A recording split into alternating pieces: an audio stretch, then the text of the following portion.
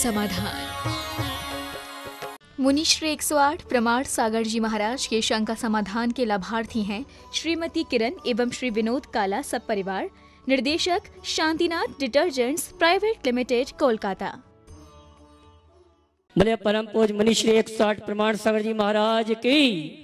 बोले परम पूज मुनिश्री 108 विराट सागर जी महाराज की। आइए शंका समाधान का आज का सायंकालीन सत्र हम और आप प्रारंभ करें। उसके पूर्व आज की मांगलिक क्रिया के अंतर्गत चित्र के सामने दीप प्रज्वलन करने के लिए सम्मान सहित आमंत्रित करूंगा श्रीमान सुभाष जी रेखा जैन, ट्रस्टी गुणायतन अजमेर। सम्मान सहित आमंत्रित करूंगा, वे आए। और साथ में हमारे जयपुर के गुड्डू भैया, ललितपुर से छोटा भाई, ये सभी आएंगे। और इन्हीं के साथ कीर्ति जी बड़जात्या रतलाम और अशोक जी कोपर गांव, मैंने जिनके नामों की घोषणा की शीघ्र शीघ्र। और आइए चलते हैं शंका समाधान का कार्यक्रम हम और आप प्रारंभ करें। उसके पहले पूरे भारतवर्ष से सिद्ध क्षेत्र 52 गजा आदिनाथ भगवान के दरबार में उपस्थित समस्त श्रावक श्राविकाओं की ओर से, साथ ही पूरे भारतवर्ष में पारस चैनल और जिनवाणी चैनल के माध्यम से और प्रमाणिक ऐप के माध्यम से जिस कार्यक्रम को देख और सुन रहे हैं, उन सभी की ओर से परम पूज मुनिवर के श्री चरणों में त्रिवार नमन करते हुए आज के शंका समाधान का कार्यक्रम दीप पूजन के लिए सुशील सरोगी ट्रस्टी गुणायतन कुरेलिया ये भी आएंगे, पश्चिम बंगाल ये भी आएंगे। आज के दीप पूजन का कार्यक्रम संपन्न करेंगे। तो चलते हैं, सपत्नीक पहुंचेंगे और चलते हैं हमारा परम पूज मुनिवर के श्री चरणों में त्रिवार नमन करेंगे। उनके आशीर्वाद से आज के शंका समाधान के कार्यक्रम को प्रारंभ करेंगे। सभी तैयार हो जाएं, दोनों हाथ उठाएंगे, जोड़ ले हाथ। हे मुनिवर नमोस्तु नमोस्तु नमोस्तु। परम पूज मुनिश्री 108 प्रमाण सागर जी, मुनिश्री 108 विराट सागर जी महाराज के सशंग सानिध्य में ऐतिहासिक प्रभावना के साथ आगामी फाल्गुन माह की अष्टालिका 13 मार्च से 21 मार्च तक सिद्ध क्षेत्र 52 गजा में आदिनाथ भगवान के दरबार में मुनिश्री के सानिध्य में 64 मंडली सिद्ध चक्र महामंडल विधान का आयोजन किया जा रहा है। और पूरे भारतवर्ष से बहुत ही अच्छा प्रतिसाद लोगों का मिल रहा है। 64 मंडल में लगभग 61 मंडल हमारे पूर्ण हो चुके हैं। 3 मंडल शेष रह चुके हैं जिनके भाव बनते हैं। अगर पारस चैनल जनवाणी चैनल के माध्यम से आप इस संदेश को सुन रहे हैं तो आप पारस चैनल जनवाणी चैनल में जो नंबर चल रहे हैं उन नंबरों में संपर्क करके आप अपने मंडलों को आरक्षित कर सकते हैं।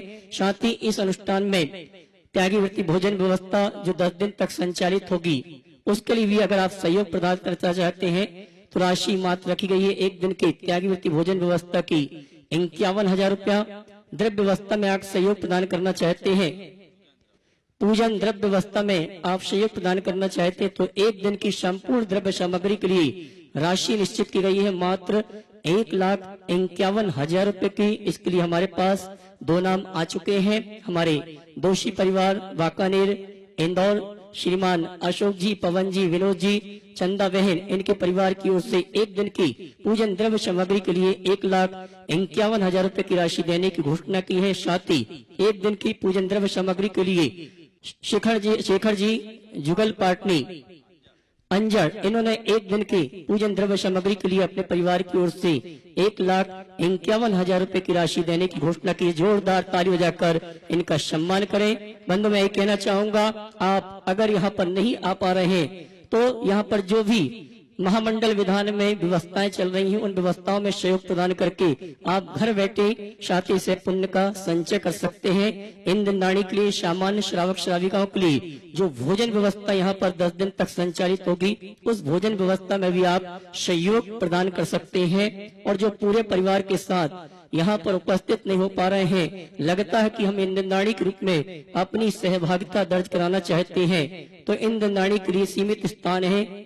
आप अपना नाम पारस चैनल जनवाणी चैनल में लिखवा सकते हैं। मात्र 5100 की राशि के माध्यम से आप ये सौभाग्य प्राप्त कर सकते हैं। आइए इन्हीं सभी सूचनाओं के साथ हम और आप चलते हैं शंका समाधान का कार्यक्रम ऑनलाइन प्रश्नों के माध्यम से हम प्रारंभ करेंगे।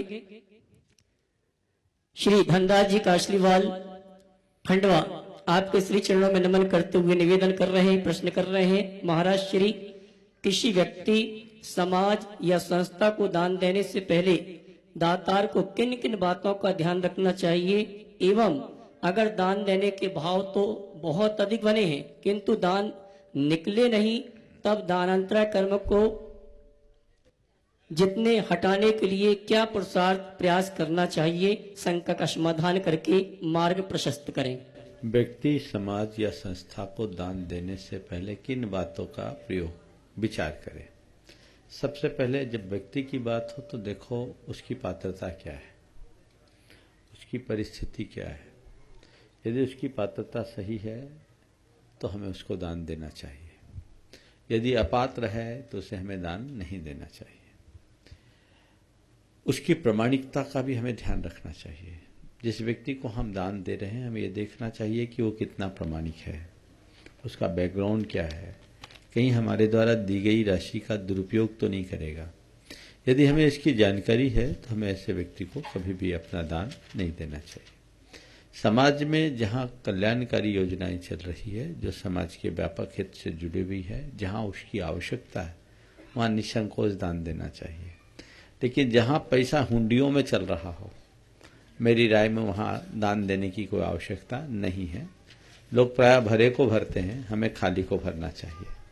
कई जगह हमने देखा है सामाजिक संस्थाओं में खूब पैसे होते हैं लेकिन वो लोग उसका उपयोग नहीं करते, या तो बाजार में चलता रहता हुंडियों में या बैंक में एफडी बना करके रख देते हैं। हमें ये देखना चाहिए कि वो उसका उपयोग कर रहे हैं कि नहीं, और उपयोग भी किस अर्थ में कर रहे हैं। समाज का पैसा समाज हित में होना चाहिए, और किसी संस्था में हम पैसा दे रहे तो संस्था ने जिस उद्देश्य के लिए हमसे पैसा लिया है पहले तो ये देखें कि वो योजना कैसी है, उपयोगी है या नहीं है। और उपयोगी है तो जिस उद्देश्य के लिए वो पैसा ले रहे हैं उस उद्देश्य की वो पूर्ति कर रहे हैं या नहीं कर रहे हैं।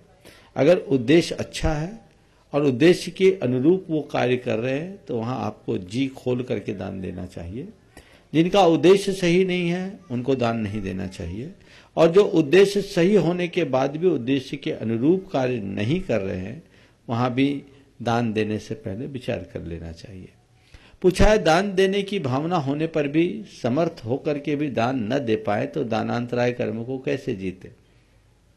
औरों के दानों की अनुमोदना करो और जिनेंद्र भगवान की पूजा करो। जिन पूजा से अंतराय कर्म कटते हैं उसमें दान, लाभ, भोग, उपभोग और वीर पांचों अंतराय कर्म का क्षोभशम होगा, कर्म कटेंगे। तो जिन भक्ति करो और दूसरों के अच्छे कार्यों की जी भर अनुमोदना करो। कोई दान करता है, तुम्हारे मन में हर्ष होता है तो वह भी तुम्हारे लिए महान पुण्य के बंध का कारण है यदि तुम उसकी अनुमोदना करते हो। ये उपाय करके चलना चाहिए। अजय जैन मुंबई इसी विषय पर प्रश्न कर रहे हैं, आपके शिक्षणों में नमन करते हुए। गुरुवर, मेरे बजट में धर्म के लिए 100 रुपये है, इसको मैं 2 तरह से खर्च कर सकता हूँ। पास के मंदिर में पूरे 100 रुपये खर्च कर दूं या 60 रुपये आने जाने में खर्च कर 40 रुपये दान दूं, किस दान में अधिक पुण्य मिलेगा? देखिए, दान की जो महत्ता है दान में प्रदत्त राशि से नहीं, उसके प्रासंगिकता से है।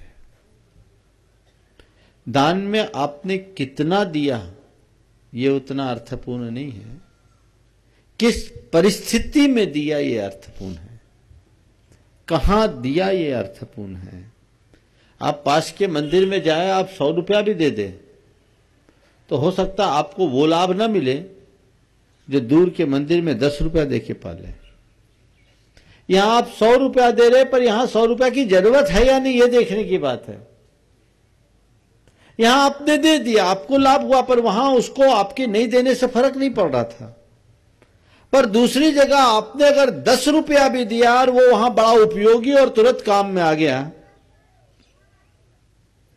तो मैं समझता हूं वो 10 रुपया 100 रुपये पर भारी होगा।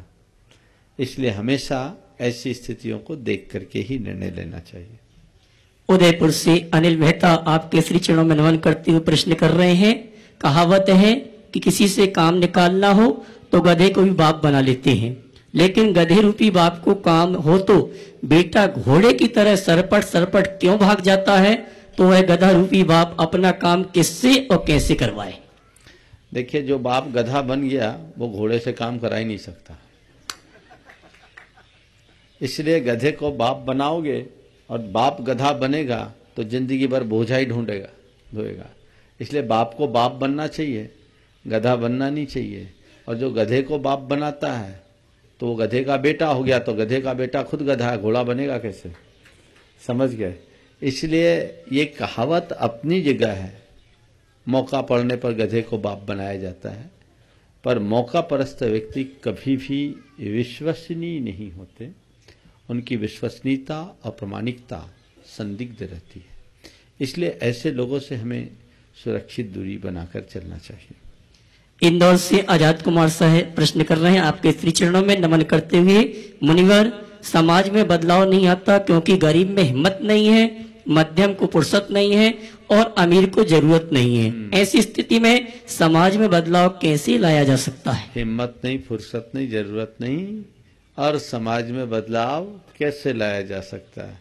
क्योंकि किसी के अंदर कोई संकल्प भी नहीं है। अगर संकल्प जग जाए तो हिम्मत भी जगेगी, फुर्सत भी मिलेगी और जरूरत भी प्रकट हो जाएगी।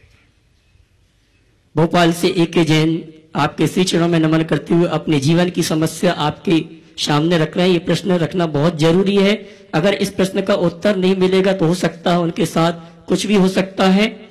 नमन कर रहे हैं और कह रहे हैं, मैं बहुत परेशान हूँ, मेरे व्यापार को लेकर वह बिल्कुल नहीं चल रहा है और कर्ज बहुत बढ़ गया है। साहूकार और बैंक वाले बहुत परेशान कर रहे हैं। मैंने कई लोगों से पूछा, जिसने जो कहा मैंने वो भी किया। मैंने श्री जी प्रभु का अभिषेक भी शुरू कर दिया, पूजन भी कर रहा हूँ, कोई फर्क नहीं पड़ा। मैं बहुत परेशान हूँ, क्या करूँ? कोई रास्ता नहीं दिख रहा है। क्या मैं शहर छोड़कर भाग जाऊं या अपनी जीवन लीला को समाप्त कर लूं? कृपया समाधान करें। देखिए, आजकल ऐसी स्थितियां रोज होती है। कल ही एक युवक मेरे पास ऐसा आया था, वो आत्महत्या करने का मन बना चुका था, बड़ा कर्जदार था, पर वो किसी की प्रेरणा से मेरे पास आ गया। आया तो इस आशा से था कि महाराज के पास जाएंगे तो महाराज किसी से मदद दिलवा देंगे। मैंने कहा, भाई तेरा 22 लाख का कर्जा है, मैं मदद किससे दिलवाऊंगा? महाराज के पास तो 22 पैसा नहीं है। लेकिन मैंने उसके दिमाग का बोझ उतार दिया। मैंने कहा, मैं तेरे कर्ज को तो नहीं उतार सकता, पर तेरे दिमाग के बोझ को उतार सकता हूं। और उसको मैंने समझाया। हमने कहा, देखो, सबसे बड़ी गलती तुम्हारी ये है कि तुमने ओवर एस्टिमेट काम किया। जिस सज्जन का सवाल है उनके साथ भी ऐसी स्थिति होगी। मैं अक्सर कहता हूं, कभी भी ओवर एस्टिमेट व्यवसाय नहीं करना, अपनी पूंजी का धंधा करना। आपने ओवर एस्टिमेट बिजनेस किया और ओवर एस्टिमेट बिजनेस में इस तरह के रिस्क हमेशा बने रहते हैं, उसके कारण ऐसे परिणाम आए। हमने कहा, कर लिया, अब ये कर्ज कभी चुकेगा नहीं। और प्रायः ऐसे लोग कर्ज चुकाने के चक्कर में क्या करते हैं, इसकी टोपी उसके सिर रखते हैं, ऊंचे ऊंचे ब्याज पर रकम लेना शुरू करते हैं कि कुछ दिन तक तो ये गाड़ी चलती है, फिर खत्म हो जाती है। मैंने उसे एक उदाहरण दिया कि एक सज्जन के साथ ऐसा ही हाल था, जो बड़े ट्रांसपोर्टर थे, पर उनके ऊपर 3.5 करोड़ का कर्ज आ गया था, बहुत बड़ा कर्ज। वो मेरे पास आया। ये घटना 2014 की है, मैं सम्मेद शिखर में था। वो व्यक्ति आया, बोला, महाराज ऐसी स्थिति है, मन करता है मर जाऊं। बोले, मर के क्या होगा? भाई तेरे ऊपर कर्ज हुआ है तो ठीक है, अब इससे भागने से भी काम नहीं होगा और किसी से मांगने से भी काम नहीं होगा। तुम एक काम करो, जिनको तुम्हें रुपया देना है सबको बुलाओ और सबसे हाथ जोड़ करके कहो कि मेरी माली स्थिति है, मेरे पास देने को कुछ नहीं है, पर मेरी देने की नीयत है। आप लोग मुझे मोहलत दो, मुझे काम करने की अनुकूलता दो, मेरी नीयत कभी खराब नहीं, नीति खराब रही, इसके कारण मैंने ऐसा नुकसान झेला है, ओवर एस्टिमेट काम कर लिया, गलत निर्णय ले लिए, मुझे बड़े नुकसान हो गए। लेकिन मैं आप लोगों का पाई पाई दूंगा, मूल दूंगा, ब्याज दूंगा नहीं, पर उसके लिए आप समय दीजिए, अभी मेरे पास देने के लिए कुछ नहीं। बोले महाराज ऐसा कहेंगे लोग मान जाएंगे। बोले नहीं मानेंगे तो क्या करेंगे, तुम्हें मारेंगे क्या? तुम्हारे पास कोई उपाय नहीं है, तुम सबको एक बार बुला के बोल दो, जो तुम इधर उधर मुंह छिपाते हुए भाग रहे हो उससे बच जाओगे। आप सब सुनकर आश्चर्य करोगे। 2014 में सम्मेद शिखर जी में मैंने उसे सलाह दी, वो अपने गांव गया और अपने शहर में जाकर सब लोगों को वही का वही बताया। लोग उसको जानते थे, गुडविल अच्छी थी, लोगों ने कहा कोई बात नहीं, तुम नए सिरे से काम करो, हम तुम्हारे साथ हैं, धीरे धीरे चुका देना। जो व्यक्ति 2014 में इतना कर्जदार बनकर मेरे पास आया था, वही व्यक्ति 2016 में अजमेर में समोसरन विधान में एक समोसरन लेकर के विधान किया और वहां गुणायतन के लिए 11 लाख रुपया दे गया। इतना बड़ा परिवर्तन आता है इंसान में। इसलिए जो सामने हो उसका सामना करो, ईमानदारी और एक नेक नियति को अपना करके चलो। जीवन में इस तरह की बातें आती है, ऊपर चढ़ने वाला नीचे आता है, लेकिन नीचे आने के बाद ऊपर ही जाया जाता है, और नीचे नहीं आएंगे। पर हम साफ सुथरी नीति रखें, अपने आप को भीतर से ईमानदार बनाएं, तभी ऐसा परिणाम होगा। और आइए चलते हैं ऑनलाइन प्रश्नों के पश्चात हमारे बीच जो मंच पर श्रावक श्राविका उपस्थित हैं पंडाल पे, उनके प्रश्नों के माध्यम से संघ का समाधान की गति को कार्यक्रम को गति प्रदान करेंगे। तैयार रहेंगे नीरल जैन इंदौर, उसके बाद अंतिम जैन अंजड़। बोलो। गुरुवर के चरणों में नमोस्तु नमोस्तु नमोस्तु। गुरुवर, मेरा प्रश्न यह है कि प्रकृति का यह स्वभाव है कि वह विकारों को स्वयं ही दूर करती रहती है, फिर मनुष्य को आत्मा के विकारों को दूर करने के लिए इतनी कठिन साधना क्यों करनी पड़ती है? कृपया समाधान। देखिए, प्रकृति का स्वभाव है स्वस्थ रहना, पर जब विकृति हो जाती है वो विभाव है। विकृति को दूर करने पर प्रकृति अपने आप प्रकट हो जाती है। प्रकृति में जो भी चीजें हैं वह नैसर्गिक है, पर हमारी आत्मा में जो बुराइयां हैं वो वैभाविक है। अगर हम प्रकृति में आ जाए तो हमारा सुधार अपने आप हो जाए, लेकिन विकृति का सुधार करना है। हमारे अंदर विकृतियां भरी हुई है, तो उन विकृति को हमें ठीक करना होगा। देखिए, सोना आप पहनी है ना अपने गले में, ये सोना कहां से आया? बोलो, थोड़ा माइक पे बोलो। खदान से। तो ऐसा सोना था खदान में? नहीं। कैसा था? कुछ और था। हाँ। अयस्क था। हाँ। काला काला था, लेकिन अब ये कितना सुंदर लग गया। ये क्या प्रकृति ने अपने आप बनाया? नहीं। सोने के ओर में सोना था, लेकिन विकृति के साथ था। उसके भीतर के सोने को प्रकट करने के लिए प्रोसेस करना पड़ा। तो प्राकृतिक रूप से प्राप्त सोने को पाने के लिए भी जैसे तपाना पड़ता है, वैसे ही प्राकृतिक रूप से आनंद स्वरूप आत्मा की शुद्धि के लिए भी उसे तपना पड़ता है। इसके अलावा और कोई दूसरा रास्ता नहीं। नमस्ते। अंतिम जैन अंजड़, उसके बाद तैयार रहेंगे श्रीमान ज्ञानचंद जी पहाड़िया नंदुरबार। नमस्ते गुरुदेव। जिंदगी हमें सिखाती है कि यदि हमें शांति चाहिए तो दूसरों की शिकायत करने से पहले हम खुद को बदल लें, क्योंकि पूरी दुनिया में कारपेट बिछाने से बेहतर है कि हम पैरों में चप्पल पहन लें, और उससे भी अधिक बेहतर है कि हम नंगे पैर चलने की आदत डाल लें। तो गुरुदेव, हम शांति पाने के लिए, अपने आप को बदलने के लिए क्या प्रयास करें? आपने बिल्कुल सही बात कही है। हम दूसरों को बदलना कठिन है, खुद को बदलना सरल है, और शांति के लिए हमें यही करना है। जब तक हमारी दूसरे की तरफ दृष्टि रहेगी हम शांति नहीं पाएंगे, अपनी तरफ दृष्टि आएगी हम शांति पाएंगे। आपने जो वाक्य कहा वो बिल्कुल सही कहा। पूरे संसार में कारपेट बनाना, बिछाना सरल नहीं है, संभव भी नहीं है, पर पाँव में पादत्राण पहन लेना बड़ा सरल है, और नंगे पाँव देख के चलना और ज्यादा सरल है। तो हमें यही समझना चाहिए कि सुख और शांति स्वाश्रित है, पराश्रित नहीं। जहां हम परावलंबी होंगे हमारी शांति खंडित होगी। नमस्ते महाराज। श्रीमान ज्ञानचंद जी पहाड़िया नंदुरबार, उसके बाद तैयार रहेंगे श्रीमती विनम्रता जैन इंदौर। नमोस्तु नमोस्तु नमोस्तु गुरुदेव।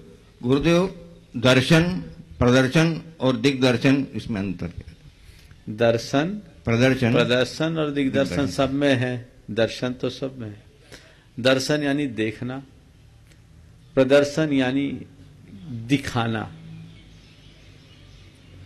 दर्शन यानी देखना, प्रदर्शन यानी दिखाना, और दिग्दर्शन यानी थोड़े दिमाग से दिखाना।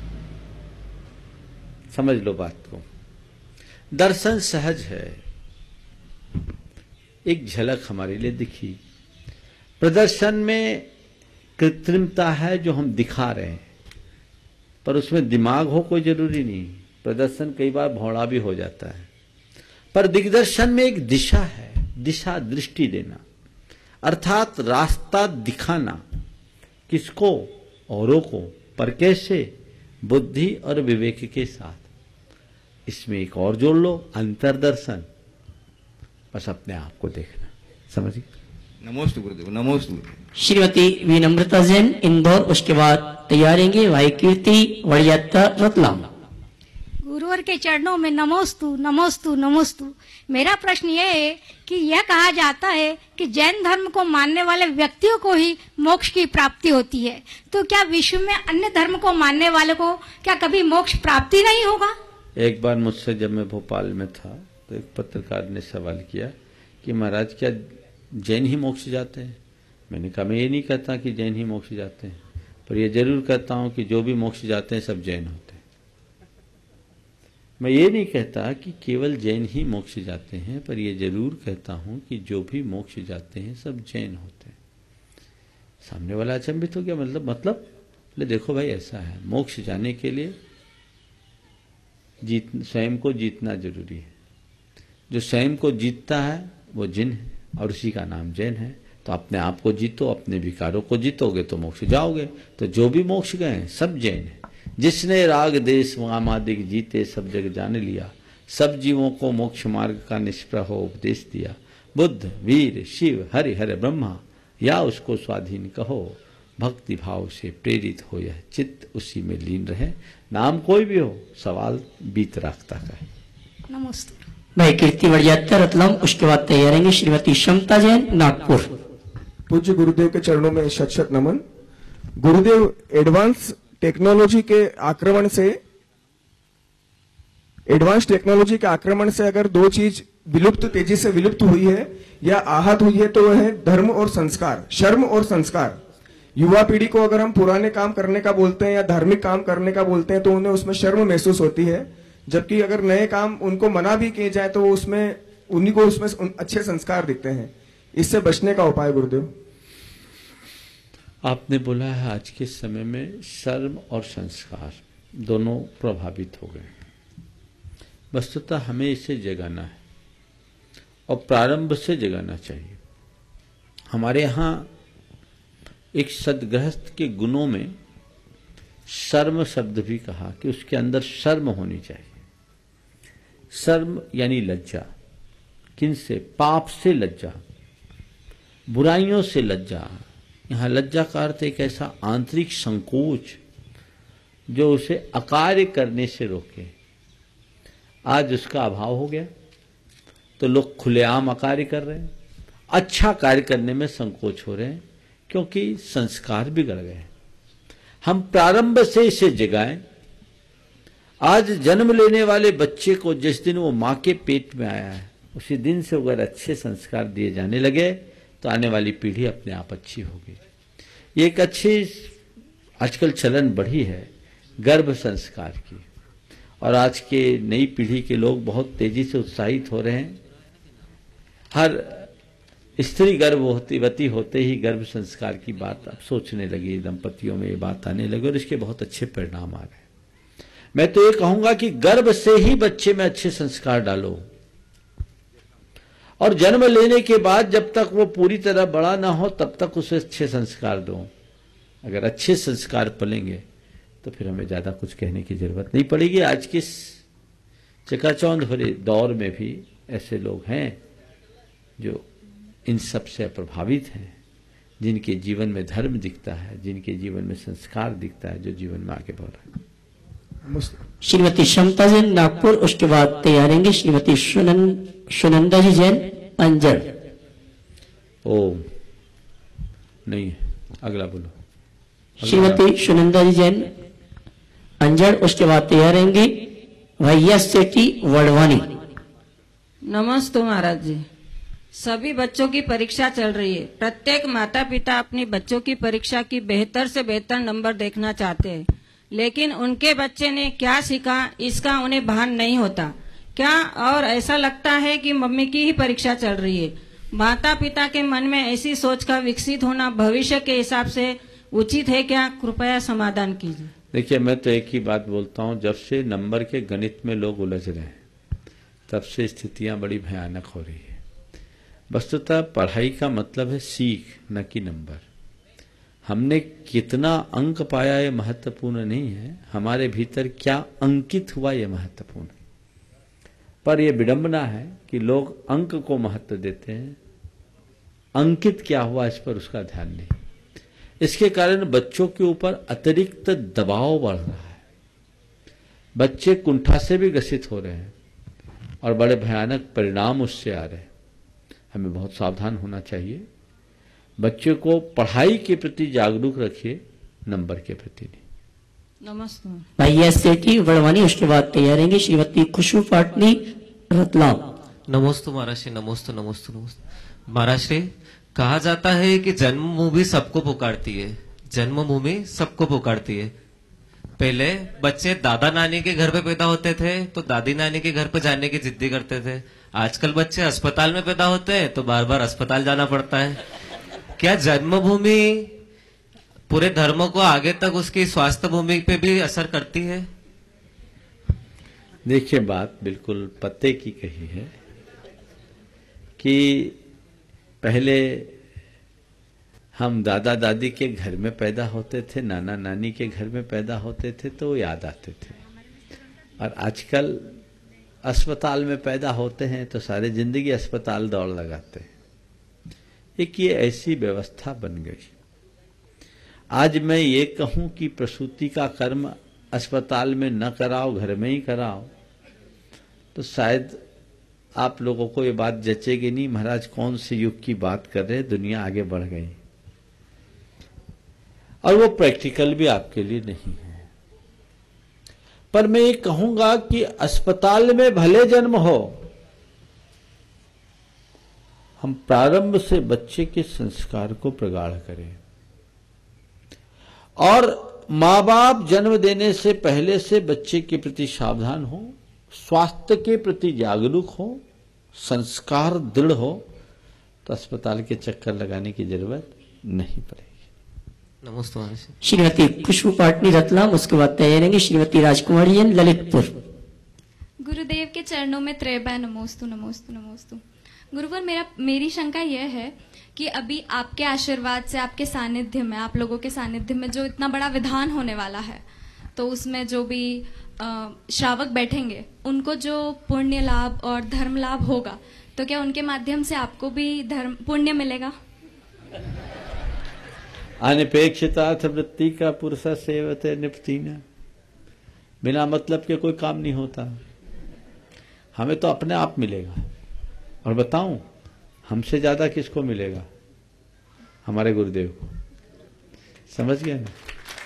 ये तो सिस्टम है। किसी के निमित्त से कोई अच्छा कर्म करता है तो उसका 6वां भाग उसके खाते में जाता है। आजकल वो एक सिस्टम चलता है ना, एमबे वाला, एक के बाद एक नीचे चेन बनते जाती है।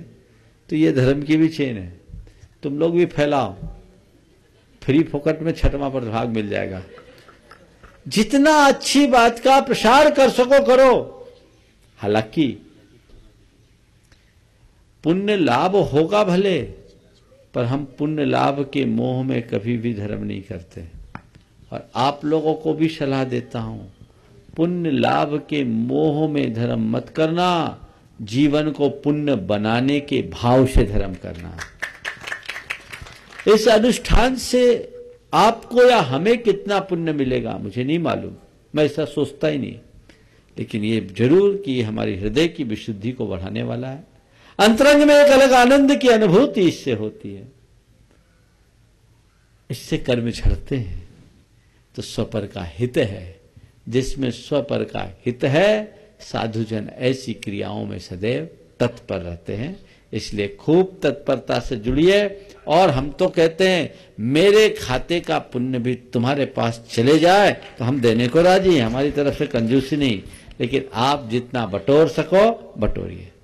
श्रीमती राजकुमारी जैन ललितपुर, उसके बाद तैयार रहेंगे भाई राजेश अजमेरा वड़वानी। नमोस्तु गुरुदेव, नमोस्तु गुरुदेव। दो पंक्तियों से मैं अपनी शंका रखना चाहती हूँ। कल का दिन किसने है देखा, आज का दिन हम खोए क्यों। जिन घड़ियों में हंस सकते हैं उन घड़ियों में रोए क्यों। तो गुरुदेव हम अपना वर्तमान कैसे उज्जवल बनाएं। बस इसी लाइन को बार बार दोहरा लो ना, तो अपने आप उज्जवल हो जाएगा। ज्यादा कुछ कहने की जरूरत नहीं, समझ गए। वर्तमान के प्रति जागरूक रहने से ही हम वर्तमान को उज्जवल बना सकते। नमोस्तु महाराज जी, नमोस्तु। श्री राजेश अजमेरा बड़वानी, उसके बाद राजेश जी गोधा वड़वानी। नमोस्तु महाराज जी, नमोस्तु नमोस्तु नमोस्तु। महाराज जी कुछ भाव प्रकट करना चाह रहा हूँ। महाराज जी आप दोनों मुनिराज कभी कभी मुझे चारण रिद्धिधारी नजर आते हैं, जो हमको हमारे अंदर संयम बढ़ता जा रहा है आपके सानिध्य में। महाराज जी कभी आप संजय विजय नजर आते हैं, क्योंकि वहां तो शंका उनकी दूर हुई थी, लेकिन यहाँ महाराज जी हमको आपके शंका समाधान और आपके प्रवचन से जो मन में विचार आते हैं अपने आप उस दिन वो उसका जवाब मिल जाता है महाराज जी। और महाराज जी कभी कभी आप मुझे दोनों मुनिराज कुलभूषण देशभूषण नजर आते हैं, या जंगल में शहर बस जाता है महाराज जी। जब भी कोई कार्यक्रम होता है तो जैसे कोई शहर हो, यहाँ पर सब बस जाता है। महाराज जी कभी कभी आप मुझे, आप आचार्य श्री ने आप हमको सोनागिरी से आपको दिया है महाराज जी, तो कभी कभी आप मुझे नंगा कुमार मुनिराज नजर आते हैं। और महाराज जी विशेष रूप से आप मुझे इंद्रजीत और कुंभकर्ण महामुनिराज नजर आते हैं, जो ऊपर से नीचे उतरकर यहाँ गंधकुटी में विराजमान है और हमारी शंकाओं का समाधान करते हैं। महाराज जी मेरा छोटा सा प्रश्न ये है अब शुरू महाराज जी स्वप्न में एक दो बार अभी पिछले दिनों कुछ किंचित मात्र आपसे कुछ 40-42 दिनों से कुछ किंचित समय के लिए आपसे जुड़ता हूँ महाराज जी। लेकिन मुझे स्वप्न में जो है वो एक बार मैंने आचार्य श्री को 3 फेरियां दी और स्वप्न में महाराज जी आपको आहार कराया, तो मुझे दोष लगेगा क्या? ये बताओ, सपने में आहार कराया तो सोते हुए कराया या जागते हुए कराया? सो रहा था महाराज जी, 3 बजे रात को नींद। सपने में जग रहे थे कि सो रहे थे? सपने में सो रहे थे। है सो रहे थे इसलिए सपना जग रहा था, पर सपना में जग रहे थे कि सो रहे थे? आहार सोते सोते देंगे क्या? जागते हुए दिया होंगे ना। हाँ। और महाराज भी जगे हुए होंगे, बोलो जी। जगे थे ना जी महाराज। और दिन में दिए कि रात में? दिन में। खड़े होके दिए कि बिठाल के? खड़े होके महाराज। शुद्धि से दिए कि अशुद्धि में? शुद्धि से महाराज जी। तो फिर गलत क्या दिया? नमोस्तु महाराज जी, नमोस्तु। 108 प्रमाण सागर जी महाराज की भाई राजेश जी गोधा बड़वानी, और उनके साथ तैयारी श्रीमती नीना गोधा बड़वानी। नमस्तु नमस्तु नमस्तु महाराज जी। महाराज जी मेरा प्रश्न ये है, और ये मेरी सासू जी ने पूछा है, पंचम काल के 3 मकार कौन से हैं?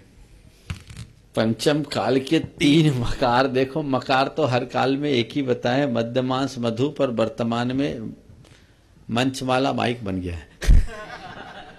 चलो श्रीमती नीना गोदा बड़वानी, उसके बाद तैयार रहेंगे श्रीमती हिना वड़ियात्या रतलाम। नमस्ते गुरुवर। है कौन विघ्न ऐसा जग में, है कौन विघ्न ऐसा जग में टिक सके आदमी के मग में। खम ठोक टेलता है जब नर, पर्वत के जाते पांव उखड़। मानव जब जोर लगाता है, पत्थर पानी बन जाता है। महाराज जी, इंसान ने अपनी बुद्धि और टेक्नोलॉजी के बल पे पर्वत काट कर रास्ते बना दिए, नदियों के रुख बदल दिए, प्रकृति के साथ बहुत छेड़छाड़ की, लेकिन इसका हमारे भविष्य के लिए ये उचित है या अनुचित? विनोबा भावे का एक वाक्य याद आ रहा है। पक्षियों की तरह आसमान में उड़ने और मछलियों की तरह पानी में तैरना सीखने के बाद पक्षियों की तरह आसमान में उड़ गए और मछलियों की तरह पानी में तैरना सीखने के बाद अब हमें इंसान की तरह जमीन पर चलना सीखने की जरूरत है। समझिए, हमने बहुत विकास किया। मनुष्य की बाह्य शक्तियां दिनों दिन विस्तीर्ण हो रही है, पर वह खुद शक्तिहीन होता जा रहा है, आंतरिक रूप से कमजोर होता जा रहा है। वस्तुतः उसे अपने आप को बलवान बनाने की आवश्यकता है, जो आज इस दौर में सबसे ज्यादा जरूरी है। श्रीमती हीना वड़ियात्या रतलाम, उसके बाद तैयार रहेंगे मास्टर मोक्ष जैन उज्जैन। गुरुवर के चरणों में 3 बार नमोस्तु नमोस्तु नमोस्तु। गुरुवर, मेरा प्रश्न यह है कि बुरी आदतें जीवन में बिना प्रयास के आ जाती है, लेकिन उसे खत्म करने में अथक प्रयास की जरूरत होती है। कृपया समाधान कीजिए। ये स्वाभाविक है। खरपतवार अपने आप उगती है, उगाना नहीं पड़ता, पर बीज बोना पड़ता है, तब पनपता है। और उगी हुई खरपतवार को उखाड़ने के लिए, गाजर घास को उखाड़ने के लिए उसे केवल उखाड़ना पर्याप्त नहीं होता, वहां मट्ठा डालना पड़ता है, तब वो नष्ट होता है। तो बुराइयां हमारे चित्त की भूमि में बहुत तेजी से पनपती गाजर घास की भांति। इससे बचने का एक ही उपाय है कि हम अपनी मनोभूमि को खाली न रहने दें, उसे समय समय पर संस्कारों की जोत दें और सद्भावों का बीज बोएं।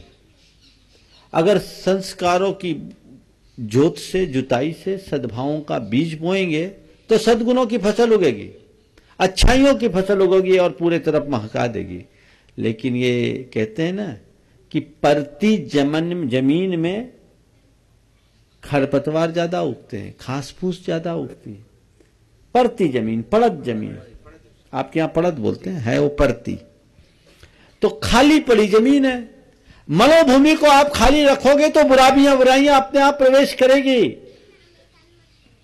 उससे बचना चाहते हो तो उसमें सद्भावों के बीज बोइए, संस्कारों से जोतना शुरू कीजिए, अच्छी फसल आएगी।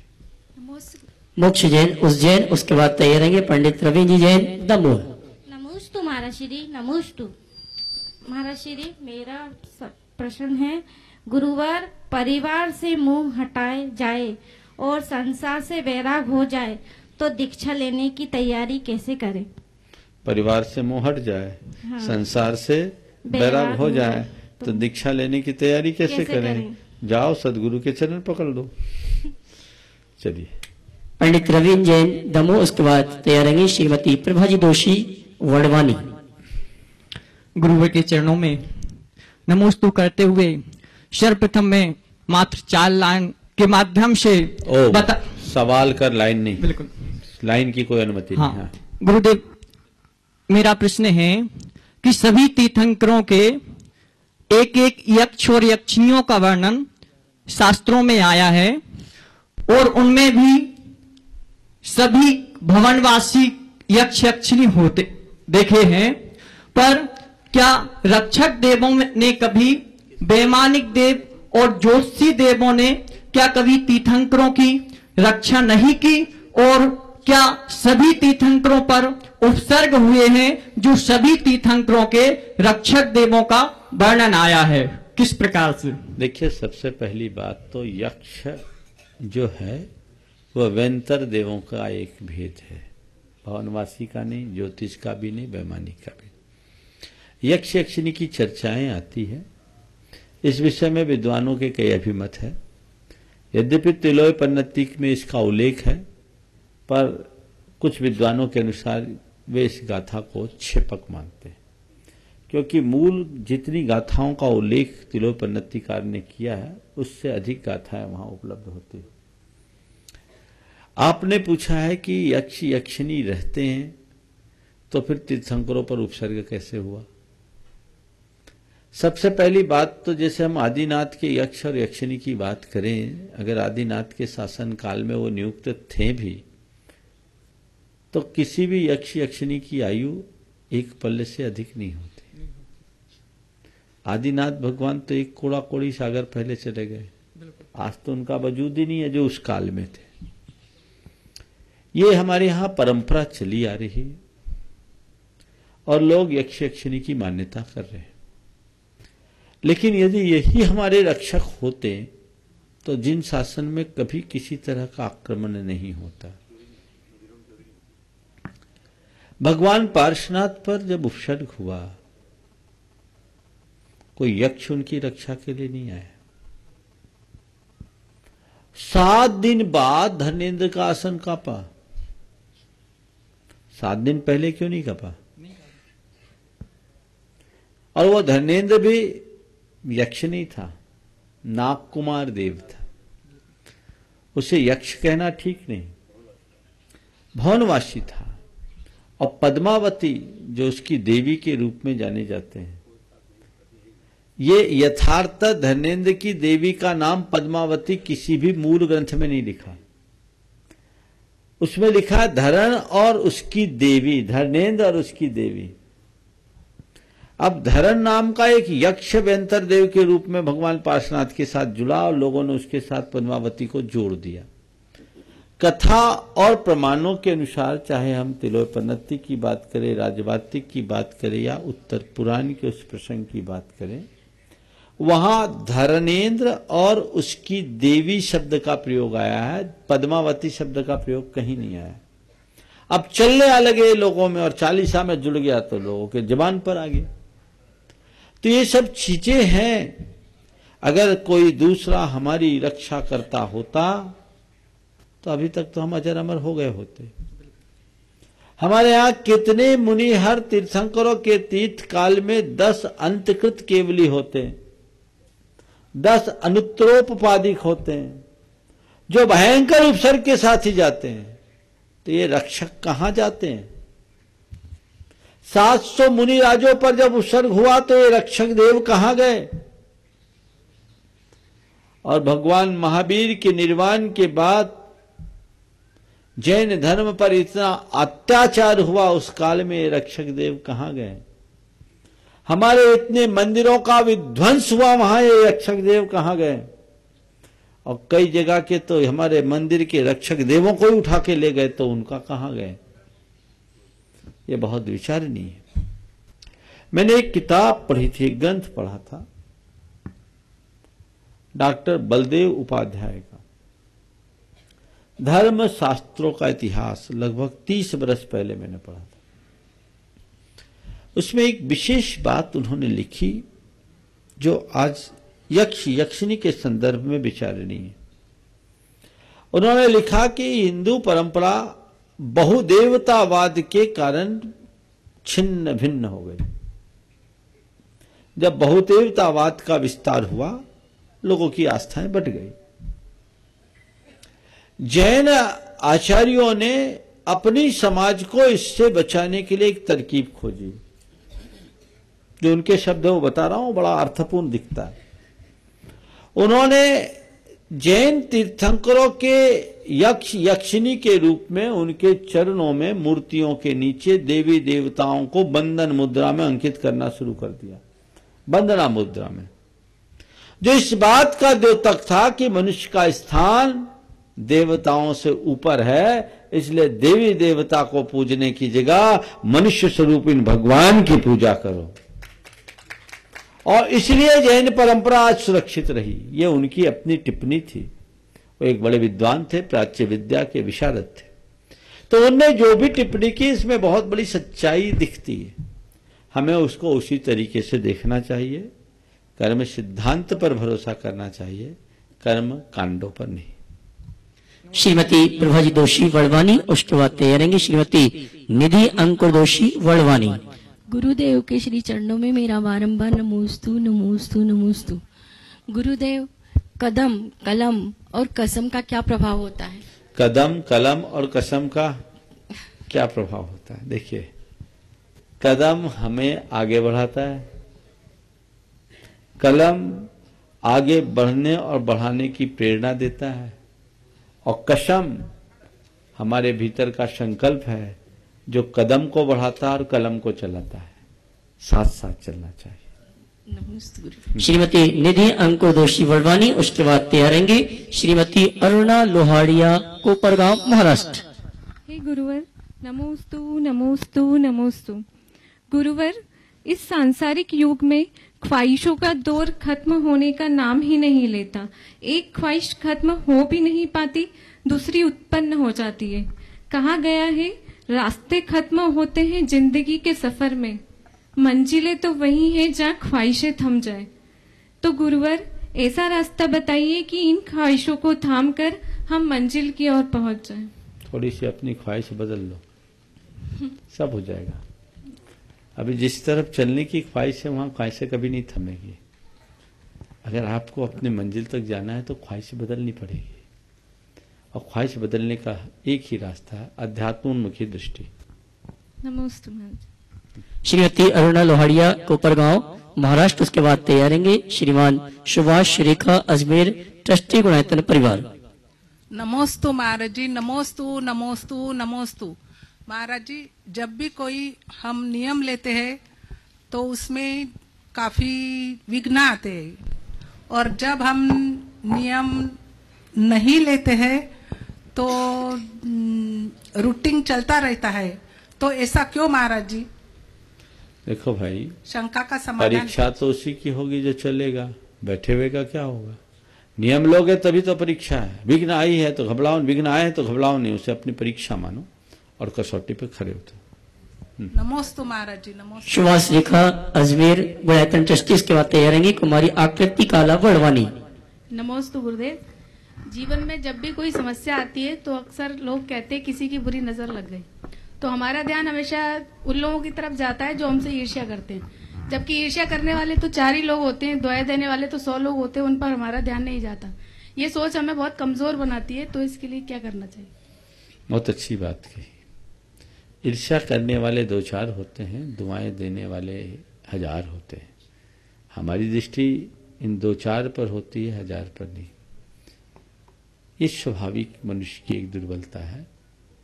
जब आप चावल बीनते हैं तो आपकी नजर चावल पर रहती है कि कंकड़ों पर? कंकड़ों पर। ये आदत बनी हुई है, इसी आदत को बदल देने की जरूरत है। ध्यान कंकड़ पर न जाकर के चावल पर जाए। मनुष्य की स्वाभाविक ऐसी प्रवृत्ति बन गई है कि वह दोष की तरफ झुकाव रखता है। अगर अपनी दृष्टि बदल दे तो बहुत बड़ा परिवर्तन होगा। वस्तुतः हम कहते हैं कि किसी की बुरी नजर हम पर लग गई, लेकिन यदि हमने अपना नजरिया बदल लिया तो बुरी नजर भी हमें अच्छी लगने लगेगी। ये हमें देखना चाहिए। आपने एक चीज देखा कि हमारे यहाँ एक टोटका है, काजल लगाते हैं ना, बच्चों को काजल लगाया जाता है, टीका लगाते काजल का। क्यों लगाते हैं? नजर न लगे। हाँ, नजर क्या लगती? नजर बुरी नहीं होती। बहुत रहस्य की बात बता रहा हूं। अच्छी नजर का बुरा असर होता है। कोई बहुत खूबसूरत, अरे तुम कितने सुंदर हो, उसने प्रशंसा की, आपके प्रति इतना पॉजिटिव वेव जब छोड़ दिया कि आपका शरीर उसको पचा नहीं पाया। समझ गए? इसलिए शरीर एबनॉर्मल हो जाता है। फिर टोटके करते हैं, उस वेव को काट देते तो ठीक हो जाता है। तो एक डठूना लगा दिया, एक ठो काजल का टीका लगा दिया, तो वो हमको प्रभावित नहीं करता, ऐसा समझना चाहिए। तो वस्तुतः नजरें बुरी नहीं है, नजरिया बुरा है, हमें उसे ठीक करना है। नमस्ते। कुमारी आकृति काला, वड़वानी। उसके बाद तैयारेंगे श्रीमती कल्पना जी काला, वड़वानी। गुरुवर के चरणों में 3 बार नमोस्तु नमोस्तु नमोस्तु। हम सब जानते हैं कि भगवान से हमारी कोई बात छुपी नहीं हुई रहती है। जो हम सोचते हैं वह भी भगवान से नहीं छुपा है। हमने भले ही व्यवहार में या बातों में किसी का नुकसान नहीं किया हो, लेकिन अगर मन में किसी के प्रति दुर्भावना है या किसी के प्रति बुरा सोचा है तो क्या यह भी पाप के अंडर में आता है? एक सवाल करता हूँ, कहीं आप ऐसी जगह है जहाँ चारों तरफ कैमरे लगे हों, तो क्या करते हैं आप? कैमरे के नजर में रहते हो तो जैसे रहना वैसे रहते हो कि सावधान होके रहते हो? सावधान होके। क्यों? क्योंकि पता है ना कैमरे रिकॉर्डिंग हो रही है, मुझे सावधान रहना है। अगर ये कुछ गलत रिकॉर्ड हो गया तो मेरे ऊपर समस्या आएगी। कैमरे से डरते हो, वो कैमरा हमें दिख रहा है। सच्चे में अगर देखा जाए तो हर पल इस बात का एहसास करो कि 24 घंटे हम भगवान के कैमरे के नज़र में हैं। कुछ भी गलत करेंगे तो सब रिकॉर्ड हो जाएगा। हमें अपनी हरकत अच्छी करनी है, अपने आप जीवन बदल जाएगा। हमारे अंदर भगवान के ऊपर विश्वास भले है, पर भगवान के स्वरूप पर विश्वास नहीं। वे सर्वलोक के दृष्टा हैं, सर्व के शक्तिमान हैं, ये हमें समझ में नहीं आता।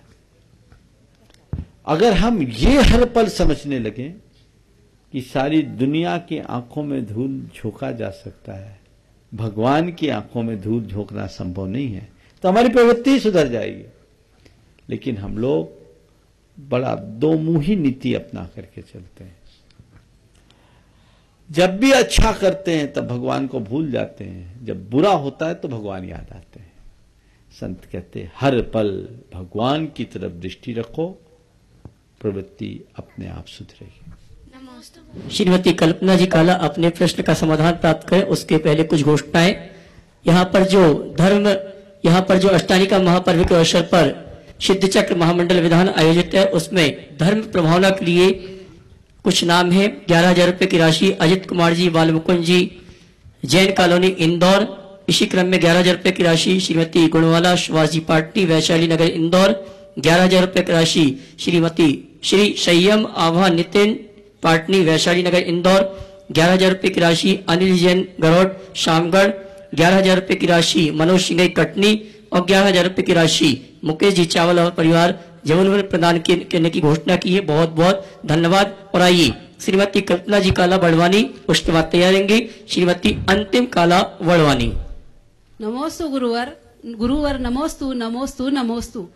महाराज श्री मंदिर निर्माण कोई और करवाता है, पर उसका नाम तो उसके मरने के बाद में मिटाया जाता है, पर मंदिर तो उसी का रहता है बनाया हुआ, मूर्ति भी विराजमान उसी की रहती है कराई हुई। परंतु जो जीर्णोद्धार करता है और यदि उसने कलर करा है तो उसका ही नाम लिखा जाता है, ऐसा क्यों? महाराज जी शंका का समाधान कीजिए। ये तो बहुत सोचनीय बात है। मैं जब यहाँ 52 गजा के दर्शन कर रहा था पहली बार, तो मैंने सोचा कि कम से कम इसके निर्माता का तो पता लगे, लेकिन आज तक कोई पता नहीं लगा पाया। बाद वालों का पता है। ये विडंबना है, हमें लोगों से सीख लेनी चाहिए। इतना बड़ा काम करके चले गए, उनने उसमें अपना कहीं नाम नहीं जोड़ा। आज हम हैं कि थोड़ा सा कुछ करते हैं तो नाम करते हैं। जहां तक जीर्णोद्धार आदि कराने का सवाल है, जरूर कराना चाहिए। कदाचित नाम लिखना हो तो मैं उसका भी विरोधी नहीं हूं, क्योंकि उसके भी लाभ है।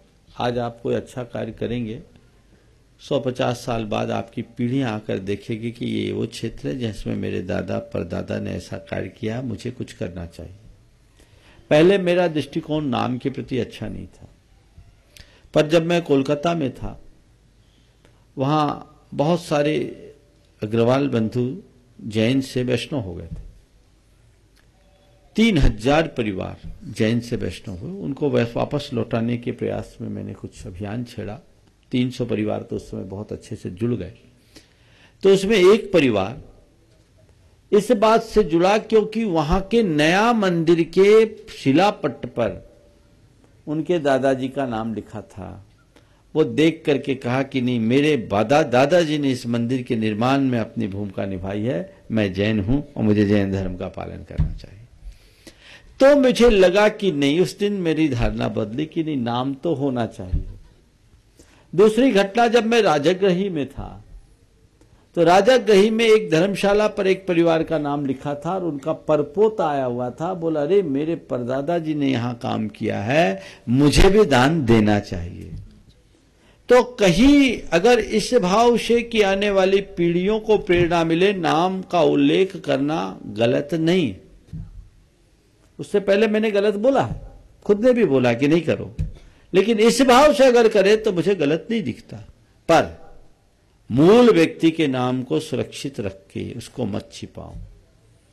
हमें कोशिश करना चाहिए कि हम जीर्णोद्धार कराएं तो मेरा नाम जीर्णोद्धार में है, और कोशिश करें कि निर्माता कौन है। हाँ, जिसके निर्माता का कोई अता पता नहीं है, अब उसके लिए हम क्या कर सकते हैं। लेकिन कहीं भी जो ज्ञात है उसके योगदान को कभी छिपाना नहीं चाहिए। नमस्ते गुरुवर। नमस्ते। श्रीमती अंतिम काला, आपने प्रश्न रखे उसके पूर्व 11,000 रुपये की राशि देने की घोषणा की है। श्रीमान सुभाष रेखा जैन, अजमेर ट्रस्टी गुणायतन परिवार, विधान के अवसर पर धर्म प्रभावना के लिए बहुत बहुत धन्यवाद। श्रीमती अंतिम काला वड़वानी, उसके बाद श्रीमती निर्मला काला वड़वानी। गुरुवर के चरणों में त्रिबार नमोस्तु नमोस्तु नमोस्तु। अनुकूलता होने पर भोगों में फंस जाते हैं और प्रतिकूलता आने पर शिकायतों में फंस जाते हैं, तो इन दोनों की साधना के रूप में कैसे प्रयोग करें जिससे बुद्धि और विवेक जागृत हो सके। शंकर, अनुकूलता में भोगों में और प्रतिकूलता में शिकायतों में फंस जाते हैं। आपने पूछा है इन दोनों के मध्य कैसे संतुलन रखे जिससे बुद्धि और विवेक जागृत रखे। देखिए, ये 2 लाइनें बार बार दोहराइए। होकर सुख में मग्न न फूलूं, दुख में कभी न घबराऊं, इष्ट वियोग अनिष्ट योग में सहनशीलता दिखलाऊं। ये पंक्ति बार बार दोहराइए, बार बार दोहराइए, इसकी भावना भाइये, आपकी बुद्धि और विवेक दोनों निर्मल बने रहे। श्रीमती निर्मला काला वड़वानी, उसके बाद तैयार रहेंगी कुमारी प्रेक्षा काला वड़वानी। चलो, ये गुरुवर नमोस्तु नमोस्तु नमोस्तु। गुरुवर, ये प्रश्न मेरे भैया का है नांदेड़ से। उन्होंने लिखा है कि ज्ञान को लंगड़ा कहा गया है और चारित्र को अंधा कहा गया है, ये किस अपेक्षा से कहा गया है? समाधान करिए। देखिए, लंगड़ा चल नहीं पाता देख लेता है, और अंधा देख नहीं पाता चलता है। तो ज्ञान के बिना चारित्र अंधा है और चारित्र के बिना ज्ञान लंगड़ा। अकेला ज्ञान लंगड़ा नहीं है, चारित्र है तो ज्ञान उपयोगी है, और ज्ञान है तो चारित्र उपयोगी है। चलिए, कुमारी प्रेक्षा काला वड़वानी, उसके बाद तैयार रहेंगी श्रीमती नवी पहाड़िया वड़वानी। गुरुवर के चरणों में 3 बार नमोस्तु नमोस्तु नमोस्तु। केवली भगवान के ज्ञान में सब कुछ नहीं झलकता, क्या कुछ सब कुछ झलकता है? क्या कुछ ऐसा भी है जो केवली भगवान के भी ज्ञान का विषय नहीं बनता या उनके ज्ञान में नहीं झलकता? गुरुवर समाधान करिए। ऐसा कुछ नहीं है जो उनके ज्ञान में नहीं झलके, वो सर्वज्ञ है। आगे बोलिए। गुरुवर के चरणों में मेरे और मेरे परिवार की ओर से त्रिबार नमोस्तु नमोस्तु नमोस्तु। ईमानदारी से कर्म करने वालों के शौक भले ही पूरे न हो, पर नींद जरूर पूरी होती है। गुरुवर, मेरा यह प्रश्न है कि हम सांसारिक जीवन में हर कार्य ईमानदारी पूर्वक किस तरह करें, क्योंकि झूठ सच तो दैनिक जीवन में कहीं न कहीं किसी न किसी रूप में लगा ही रहता है। तो ऐसी स्थिति में हमें क्या करना चाहिए? देखिए, ईमानदारी पूर्वक काम हम करें, बहुत अच्छी बात है। कदाचित नहीं कर सके तो कम से कम अनीति पूर्वक काम से तो बचे। झूठ सच जीवन में लगे रहे। मानता हूं गार्हस्थ्यिक जीवन में पूरी तरह से नहीं बचा जा सकता, पर स्थूल झूठ से तो अपने आप को बचाया जा सकता है, अनैतिकता से तो अपने आप को बचाया जा सकता है। यदि इतना हम कर ले तो वो हमारे जीवन के लिए एक बड़ी उपलब्धि होगी। इस प्रकार आज के इस सत्र को परम पूज्य गुरुदेव के चरणों में नमन अर्पित करते हुए यहीं पर विराम दे रहा हूँ। बोलिए परम पूज्य आचार्य गुरुवर श्री विद्यासागर जी। बोले परम पूज्य मुनि श्री 108 प्रमाण सागर जी महाराज की जय। बोले परम पूज्य मुनि श्री 108 विराट सागर जी महाराज की जय जय जय। मुनि श्री 108 प्रमाण सागर जी महाराज के शंका समाधान के लाभार्थी थे श्रीमती किरण एवं श्री विनोद काला सब परिवार। निर्देशक Shantinath detergents private limited, Kolkata.